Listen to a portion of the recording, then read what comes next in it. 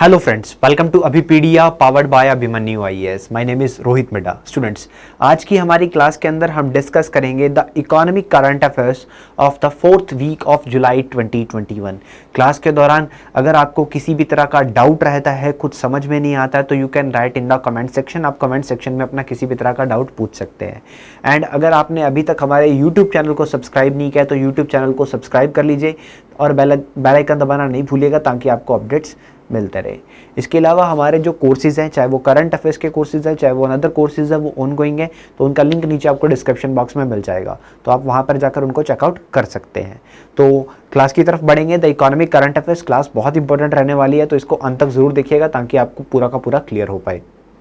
और कोई भी डाउट आता है, कुछ भी समझ में नहीं आता, तो कमेंट सेक्शन में ज़रूर लिखिए. कमेंट सेक्शन में ज़रूर लिखिए. आप किसी भी एग्जाम के लिए प्रिपेयर कर रहे हैं, चाहे नाबार्ड, आरबीआई, सेबी, ठीक है, या फिर मैं बात करना चाहूँ ईपीएफओ या फिर किसी भी बैंकिंग एग्जाम के लिए भी अगर आप प्रिपेयर कर रहे हैं, तो ये क्लास आपके लिए बहुत इंपॉर्टेंट रहने वाली है. तो अंत तक देखना नहीं भूलिएगा. इकोनॉमिक जीके, तो सबसे पहले that is a very important, the central government of India has raised the FDI limit in the NPS fund managers from 49% to the 74%. देखिए एफडीआई क्या होता है. सबसे पहले तो that is a foreign direct investment. Foreign direct investment, किसी विदेशी company का भारत में आके पैसा इन्वेस्ट करना. किसी विदेशी कंपनी का भारत में आके पैसा इन्वेस्ट करना, इसको हम बोलते हैं एफडीआई. ठीक है, तो भारत में जो एनपीएस फंड मैनेजर्स में जो एफडीआई है, ठीक है, NPS fund manager that is national pension system की बात कर रहा हूँ, उसमें जो फंड मैनेजर्स होते हैं उसमें जो एफडीआई की लिमिट है वो पहले 49% की थी. वो पहले 49% की थी, अब उसको बढ़ाकर कर दिया गया है 74%. National pension system fund managers में 49% से बढ़ा के 74% कर दिया गया. तो pension fund regulatory and development authority के द्वारा किया गया ये, and that is a PFRD act of 2013 को यहाँ पर पीएफआरडी एक्ट 2021 की जो रेगुलेशंस है उसके साथ यहाँ पे अमेंडमेंट की जा रही है. ठीक है, एंड कौन कौन से करंटली जो हमारे पास पेंशन फंड्स हैं जो एनपीएस में काम करते हैं, that is HDFC pension management, ICICI Pru pension funds management, Kotak Mahindra pension fund management, LIC pension funds, SBI pension funds, UTI retirement solutions, Aditya Birla Sun Life pension management, ये यहाँ पे काम कर रहे हैं. ये यहाँ पे हमारे पास जो हमारे पेंशन फंड्स हैं ये अभी वर्क कर रहे हैं. ठीक है, तो ये 7 पेंशन फंड्स अभी एनपीएस 7 पेंशन फंड्स एनपीएस में काम कर रहे हैं. तो कितना यहाँ पर फंड मैनेजर एनपीएस का लिमिट बढ़ा दिया गया, एफडी लिमिट बढ़ा दिया गया, 49% से 74% कर दिया गया है. आगे देखेंगे, नेक्स्ट बढ़ते हैं. The government of India has extended the stand up India scheme up to 2025. देखिए स्टैंड अप इंडिया स्कीम की अगर मैं बात करूं, the scheme was launched in 2016 by the Modi government. ठीक है, मोदी सरकार ने 2016 में इस स्कीम को लॉन्च किया था. 5 अप्रैल 2016 अगर मैं दिन की बात करूं तो स्कीम किसके लिए थी? ये स्कीम थी SC people, that is schedule caste, schedule tribes, women's, independent women's. ठीक है, ऐसे जो पीपल्स हैं, ऐसे हमारे जो समाज के वीक पीपल्स हैं, वीक कम्युनिटीज हैं, इनको ग्रो अप करने के लिए. ग्रो अप कैसे? इनको लोन प्रोवाइड करवाना, इनको इजीली पैसा प्रोवाइड करवाना ताकि आगे बढ़े, अपना कोई बिजनेस स्टार्ट करे, अपना कोई एंटरप्रेन्योर स्टार्ट करे, एंटरप्रेन्योर्स बने ये. ठीक है, तो स्कीम के अंदर जो बैंक्स हैं ये लोन ऑफर करते हैं. ठीक है, वुमेन्स को, एससी एसटी को और ऐसी कम्युनिटीज़ को, ताकि इनको एनकरेज किया जाए ताकि ये अपना कोई बिजनेस, अपना कोई ऐसा एंटरप्राइज सेटअप करें जो देश को आगे बढ़ाए. ठीक है, चाहे वो एग्रीकल्चर है, चाहे किसी चीज़ का इंडस्ट्री है, तो ये देश को आगे बढ़ाने के लिए सहयोग करें. तो इस स्कीम को सरकार ने 5 साल के लिए बढ़ा दिया है. ठीक है, 2025 के लिए इसको बढ़ा दिया गया, 2025 तक इसको बढ़ा दिया गया है. अभी तक अगर मैं बात करूं, इस स्कीम के अंदर 1,16,266 लोन साइन किए गए हैं. ठीक है, जिसका जो अमाउंट है दैट इज 26,204 करोड़ रुपए अप्रॉक्सीमेटली इस स्कीम के अंदर सेक्शन किए जा चुके हैं. बेसिकली इस स्कीम के अंदर शेड्यूल कमर्शियल बैंक्स के द्वारा लोन दिया जाता है. 10 लाख रुपए तक का पहले था, अब इसको बढ़ा के 1 करोड़ तक कर दिया गया है. ठीक है, दैट इज लोन. चलिए आगे बढ़ेंगे.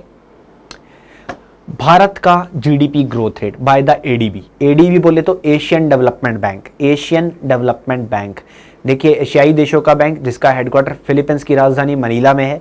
1966 में इस बैंक को बनाया गया था. मसटसुगु असाकावा, ठीक है, इसके जो हेड हैं मसटसुगु असाकावा. इस बैंक के प्रेसिडेंट हैं that is a Asian development bank, Asian development bank. तो एशियन डेवलपमेंट बैंक ने इंडिया का इकोनॉमिक ग्रोथ रेट का फोरकास्ट किया, that is GDP growth rate. GDP बोले तो gross domestic product, the final market value of goods and services produce with in an economy, जिसको हम क्या बोलते हैं, जीडीपी। तो भारत की जीडीपी 2020-21 में या 2022-23 में कितनी रह सकती है, ये बोला एडीबी ने, प्रेडिक्ट किया। ठीक है, ऐसी एजेंसीज जो है ये प्रेडिक्शन करती रहती हैं। तो फाइनेंशियल ईयर 22 यानी कि जिसको हम 2021-22 बोलते हैं, इसमें कितना रहेगा एडीबी के द्वारा, that is 10%, that is according to the ADB it is 10%, it will be 10%। और अगर मैं बात करूं 2022-23 की, तो it will be 7.5%, it will be 7.5%। ये एडीबी का कहना है, ये एडीबी का कहना है। क्लियर? कोई डाउट आ रहा है, कुछ समझ में नहीं आ रहा, कमेंट सेक्शन में पूछिए, कमेंट सेक्शन में पूछिए। नेक्स्ट, बायजूस। बायजूस के बारे में सबको पता होगा, बायजूस ने एक्वायर कर लिया है एक यूएस का एक रीडिंग प्लेटफॉर्म कंपनी, जिसका नाम है एपिक। एक यूएस बेस्ड कंपनी है एपिक। तो इसको बायजूस ने परचेज किया है $500 मिलियन पे, $500 मिलियन में बायजूस ने इसको परचेज कर लिया है, बायजूस ने इसको खरीद लिया है। तो बायजूस की अगर मैं बात करूं, बायजूस के जो फाउंडर एंड सीईओ है, इनका नाम है बायजू रविंद्रन। तो यहाँ पे इन्होंने खरीद लिया है। आगे बढ़े तो max Bupa health life insurance, max Bupa health insurance company, ठीक है, इसने अपना नाम बदल दिया है। अब इसका नाम है नीवा बुपा, मैक्स बुपा नहीं, नीवा बुपा, अब इसका नाम बदल दिया गया। बेसिकली ऐसा नाम क्यों बदला गया, ठीक है, ऐसा, ठीक है, इसका नाम क्यों बदला गया, क्योंकि मैक्स इंडिया एक कंपनी है जो कि इस health insurance, max Bupa health insurance company का प्रमोटर था। इसने अपना 51% स्टेक जो है ये बेच दिया है। दैट इज एक कंपनी है ट्रू नॉर्थ नाम की, इस कंपनी को 2019 में बेचा। तो अब डील फाइनल हो चुकी है, 510 करोड़ में इसने बेचा था। तो अब मैक्स को हटा दिया गया, क्योंकि मैक्स ने अपना स्टेक ही बेच दिया।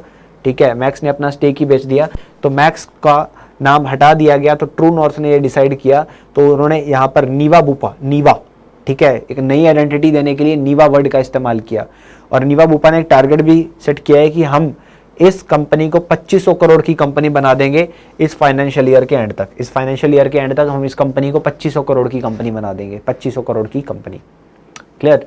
2500 करोड़ की कंपनी हम बना देंगे। चलिए, आई होप समझ में आ रहा है कुछ चीज़ें। Basically this is we are talking about insurance. अब इंश्योरेंस में जब कोई ऐसी डील होती है, तो इंश्योरेंस का जो रेगुलेटर होता है उसका अप्रूवल रिक्वायर्ड होता है। तो इंश्योरेंस कंपनीज को इंडिया में रेगुलेट करता है इडई, that is insurance regulatory and development authority of India. इडई का हेडक्वार्टर कहाँ पे है? हैदराबाद के अंदर, हैदराबाद के अंदर। तो बच्चों, ये हमारा आज का क्लास था, जिसके अंदर हमने कुछ इंपॉर्टेंट यहाँ पे देखे, बहुत इंपॉर्टेंट न्यूज़ को ही डिस्कस किया है। ठीक है, पेपर पॉइंट ऑफ व्यू से हम बात करते हैं, ऐसे न्यूज़ ही पढ़ेंगे जो पेपर पॉइंट ऑफ व्यू से इंपॉर्टेंट रहेंगे। ठीक है, जो पेपर पॉइंट ऑफ व्यू से इंपॉर्टेंट रहेंगे। तो ये जो क्वेश्चन, ये जो न्यूज़ हमने डिस्कस की है, इसको लेके पेपर्स में क्वेश्चंस आ सकते हैं। जैसे एनपीएस वाला काफ़ी इंपॉर्टेंट था। ठीक है, उसके बाद बायजूस वाला भी फाइनेंशियल सिस्टम के अकॉर्डिंगली काफ़ी इंपॉर्टेंट रहता है। स्टैंड अप इंडिया स्कीम भी काफ़ी इंपॉर्टेंट हो जाती है पेपर पॉइंट ऑफ व्यू से, चाहे मैं किसी भी एग्जाम की बात करूं। तो ये न्यूज़ काफ़ी इंपॉर्टेंट है, तो आपको इनको इसी हिसाब से कवर अप करते रहना है। ठीक है, ताकि आपका कुछ भी छूटे ना, और पेपर में हम इसको अच्छे लेवल पे अटेम्प्ट करने की कोशिश करें। पेपर में ऐसे ही क्वेश्चंस आपको पूछे जाएंगे। अगर फिर भी किसी तरह का किसी को कोई डाउट रहता है, कुछ समझ में नहीं आया, कुछ प्रॉब्लम है, तो you can write in the comment section. आप कमेंट सेक्शन में लिख सकते हैं, आप कमेंट सेक्शन में अपना किसी भी तरह का डाउट पूछ सकते हैं। क्लियर? तो it's all for today, thank you so much and don't forget to subscribe the channel. Okay, thank you.